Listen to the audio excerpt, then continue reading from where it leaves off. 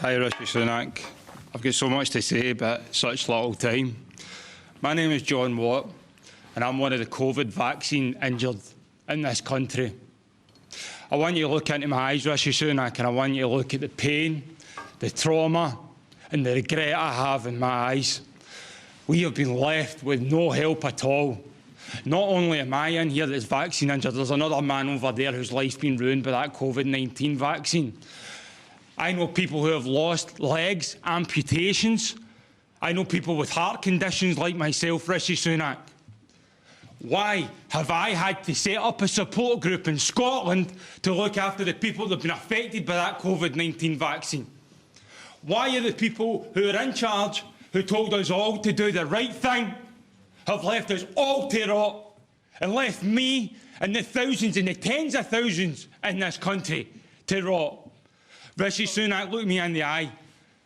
When are you going to start to do the right thing? The vaccine damage payment scheme is not fit for purpose. In Scotland right now, according to the yellow card system, there are over 30,000 people that have had an adverse reaction to that vaccine and 200 deaths. John, thank you very much indeed for your question. It's time for you to start doing the right thing, Mr. Rishi Sunak, and the rest. You've made a really strong point, John. Prime Minister. Yeah, John, well, I'm very sorry to hear about your personal circumstances, and you said someone over here also seems to have suffered by a similar thing. Now, obviously, I don't know about the individual situation that you're in.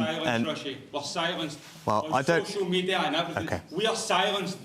We are the most silenced people in this country. Silence in the press because my story in the press had to go to the government for comment, and they made them take all the stuff out. Forgive me both. I know, I'm happy. No one. Okay. John, no one is saying. No one's saying you yeah. Okay. I've lost my house, my wife, and a successful career. And sir, you raised some very valid points, I'm sure. What I've got to say is, though, we haven't got you on microphone, and as you know, we've got to get through this. I'm sure we can raise your points with the Prime Minister at a later date.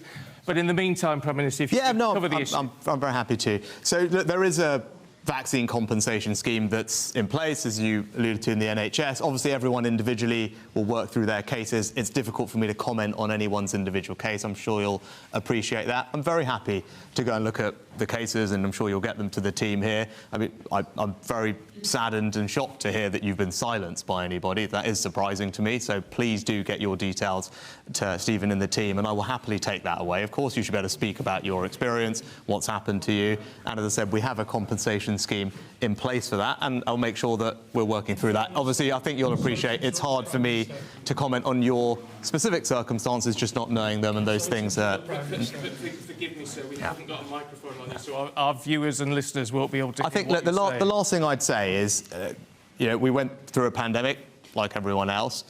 At the points when it came to the vaccine, those decisions were always taken on the basis of medical advice from our medical experts to tell us, as politicians, who are obviously not doctors, about how best to roll out the vaccine, what was in the public health interest, the priority order, how that should be done, who should be eligible. That was something that the doctors recommended on, and that's something that we followed. Now, obviously, if there are individual circumstances which haven't worked out, then that's why we have the compensation scheme in place, and I'll make sure that we follow up on your cases. Okay.